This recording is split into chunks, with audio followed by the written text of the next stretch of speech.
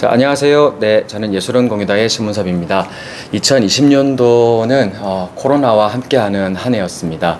그러다 보니 많은 예술가 분들이 실제로 많은 예술 활동을 하지를 좀 못하셨어요. 아무래도 위축될 수밖에 없었고, 특히나 공연 예술의 경우는 많은 분들이 함께 모여서 함께 연습을 하고 또 의견을 나누고 하면서 작품을 좀 더 탄탄하게 만드는 그런 숙련의 과정들이 많이 필요한데, 실제로 그 과정들을 전혀 할 수 없는 상황이 바로 코로나 시대가 아니었나라는 생각을 합니다.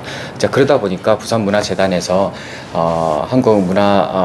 문화체육관광부죠. 문화체육관광부와 한국문화예술위원회, 그리고 또 부산문화재단에서 다 함께 코로나 시대에 과연 예술 활동들을 어떻게 할 것인가, 특히나 공연 예술, 그 외에 다른 기타 예술도 물론 마찬가지겠지만 어떻게 할 것인가 고민하다가 아트 체인지업이라고, 기존의 대면 방식으로 예술 창작 활동을 진행하던 것을 이제 비대면 방식으로 온라인으로 체인지하는 그런 기회의 창을 좀 만들게 됐어요.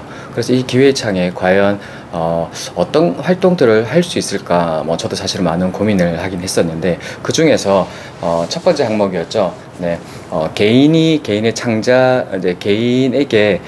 창작을 할 수 있는, 그리고 창작 여건들, 그리고 창작품을 만들 수 있는 온라인으로 를 통해서 할 수 있는 기회를 줬었어요. 어떤 컨텐츠든 사실 무방하다고 얘기를 하고 있기 때문에 이 기회에 지금까지 고민을 했던 것들을 한번 정리를 한번 해보자라는 생각에서 저는 4차 산업혁명과 그리고 또 AI와 예술에 관해서 한번 공부를 하면서 이 공부한 내용들을 여러분들하고 함께 나누기 위해서 지금 바로 카메라 앞에 이렇게 앉아 있습니다.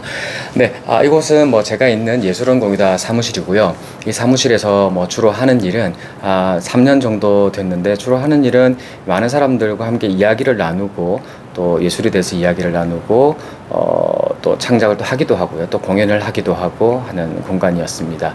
근데 이제 코로나 시대를 맞이하다 보니까 이제 한산하게 이 공간에서 그런 활동들을 사실은 하기는 좀 힘들었어요. 그래서 저 같은 경우에는 어쩌면 이것이, 이 위기가 기회일 수도 있겠다는 생각을 하면서 이 공간이 다시 한 번 더 어떻게 변모해야 될까, 그리고 이 변모하는 이 공간이 예술가들에게 어떤 창작 여건들을 제공해 줄 수 있을까에 대해서 고민을 좀 많이 하게 됐어요.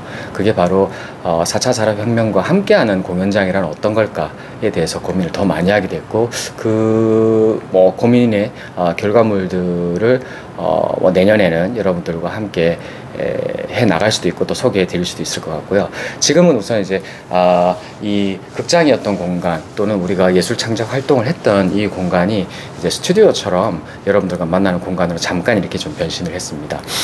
네, 다시 한 번 더 이제 4차 산업혁명과 예술이 어떤 관련이 있을까 라고 생각하시는 분들이 상당히 많을 수도 있는데요. 어쩌면은 너무 쉬운 얘기들이라서 제가 말씀드리는 게 좀 지루하게 느껴지실 수도 있을 거라고 저는 생각을 합니다. 4차 산업혁명은 1차 산업혁명, 2차 산업혁명, 3차, 4차 이렇게 가는데, 그럼 1차, 2차, 3차는 도대체 뭐였지? 라는 생각을 좀 하시게 될 것 같아요.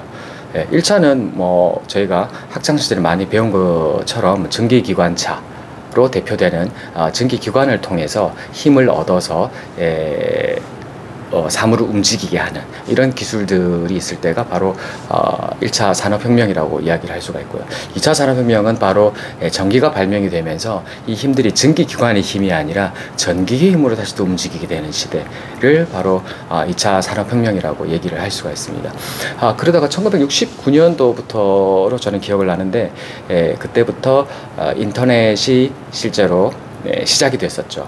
그래서 정보통신, 인터넷을 통해서 많은 정보들이 공유가 되기 시작하고, 또 이것도 사실 더 정보화 되기 시작하고, 이 데이터들이 상당히 많이 누적이 되면서 바로 이 정보산업 시대라고 얘기할 수 있는 시대, 인터넷과 함께했던 이 시대를 바로 3차 산업혁명의 시대라고 보통 부르곤 하고 있습니다. 그리고 이제 4차 산업혁명은 바로 이 과정에서 다음 단계 다시 또 넘어갔어요. 이제는 이 정보 산업 시대에서 그 다음은 이 수많은 데이터들을 가지고 과연 인간과 인간, 그리고 사물과 인간, 사물과 사물을 어떻게 연결할 수 있을 것인가에 대해서 가장 방점이 좀 찍히는 시대가 아닌가 하는 생각이 좀 들어요. 정보통신은 무한대로 계속해서 발전을 하고 있고, 아마 지금 앉아있는 이 순간보다 내일이면 좀 더 한 걸음 더 발전돼 있을 거라고 생각을 하고요. 때문에 더 많은 정보량이 더 짧은 시간에 더 멀리 나아갈 수 있는 시대가 아닌가 하는 생각을 좀 합니다. 그래서 4차 산업혁명 시대는 바로 방금 말씀드렸던 것처럼 이런 그쵸. 4차 산업혁명 시대는 이 다량의 정보가 아주 빠르게 연결되는 그 초연결의 시대이면서, 그러다 보니까 많은 경계들이 무너지는 탈경계의 시대이기도 하고, 또 이것들이 인간의 지적 능력을 따라가는 인공지능을 통해서 다시 연결되는 그런 시대라고 이야기를 할 수가 있습니다.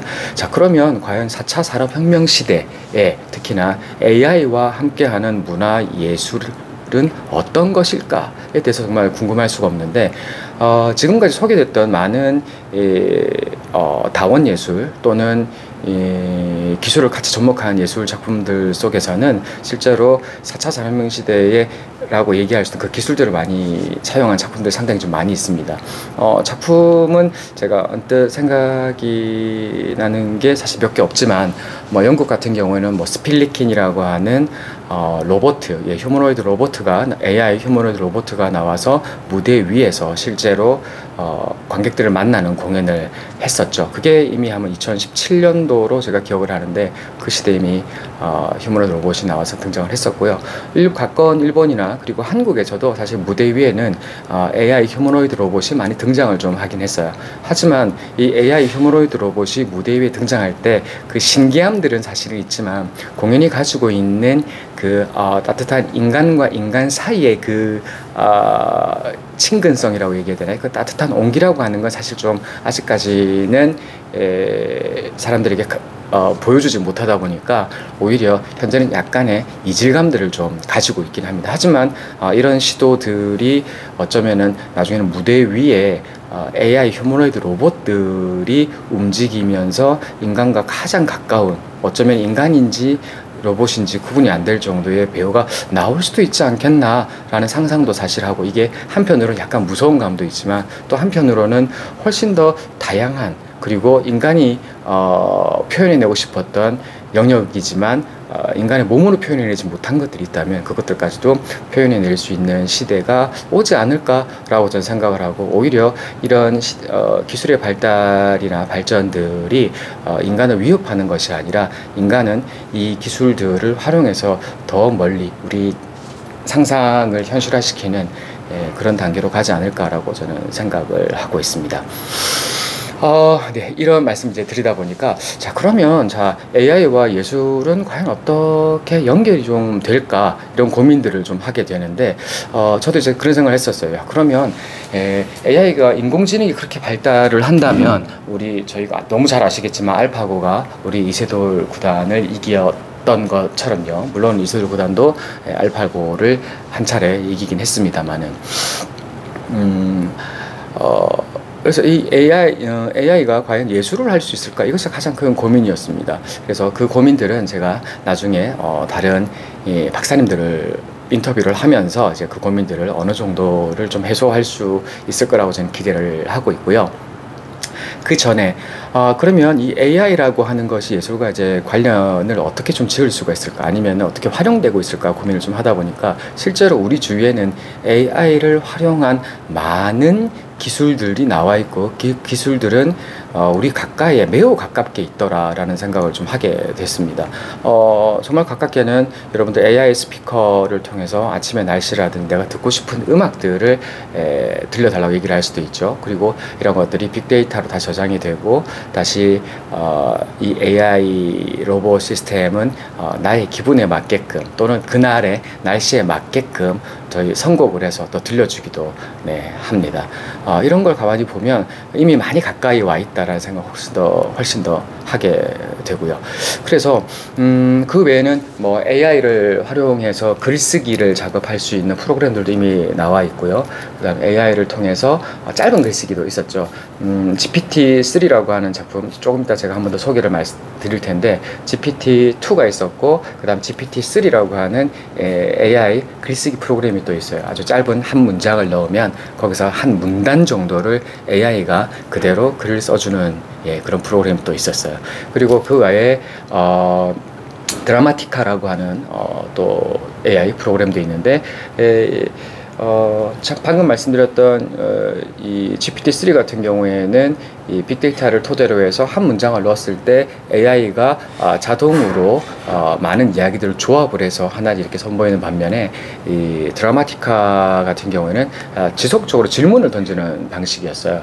그래서 과연 어떤 간단한 이야기, 한 문장의 이야기를 건네게 되면, 그 다음에 이 인물에 대한 또는 이 캐릭터에 대한 성격을 어떻게 할 건가, 또는 그들의 나이를 어떻게 할 건가, 또는 성별을 어떻게 할 건가를 하나씩 다시 이 프로그램이 사람에게 작가에게 질문을 하고 그 질문을 계속해서 대답하는 방식으로 글이 씌워지는 프로그램이었어요.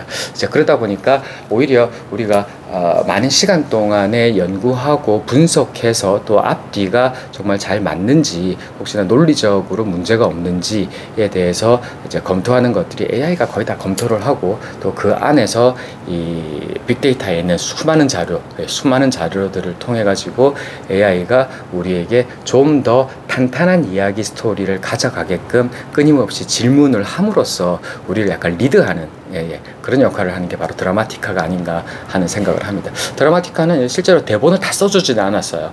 드라마티카는 이렇게 끊임없이 질문하고 나서 한두 장 정도의 보고서를 작성을 해서 저에게 주죠. 그 보고서는 시놉시스라고 말할 수 있는 처음 끝까지의 이야기가 담겨 있는 기본적인 시놉시스를 저에게 던져줍니다. 네, 그걸 통해서 이제 인물들 간에 어떻게 관계 맺음이 되고, 또 이 인물들이 어떻게 저희가 아는 발단, 전개, 위기, 절정, 결말처럼 어떤 흐름으로 가고, 인물과 인물 간에는 어떤 관계에 또 갈등들이 있는지가 사실 좀 더 탄탄하게 가져가다 보니까, 실제로 헐리우드에서는 이 프로그램을 활용을 해서 영화를 찍기 위한 시나리오들을 한번 점검을 다 했었고요.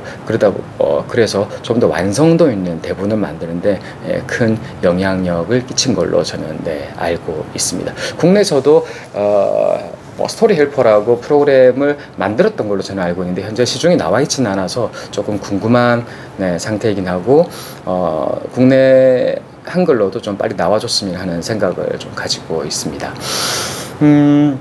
그리고 또 음악 작곡 같은 경우에도 수많은 또 프로그램들이 되게 많이 있어요. 근데 여러분들이 보시다가 혹시라도 기회가 된다면은 핸드폰에는 앱 같은 경우에 여러 가지가 있는데, 이게 제가 홍보를 하는 건 아니지만 쉽게 다운받아서 바로 해볼 수 있는 거는 험온이나 또 험탭이라고 하는 이런 어플들은 저희가 다운받아서 바로 흐밍을 하면서 녹음을 하면 그대로 그 녹음한 것을 멜로디로 해서 그 다음에 내가 원하는 장르, 분위기 등등으로 이 음악을 전부 다 만들어주는 프로그램이 또 있어요.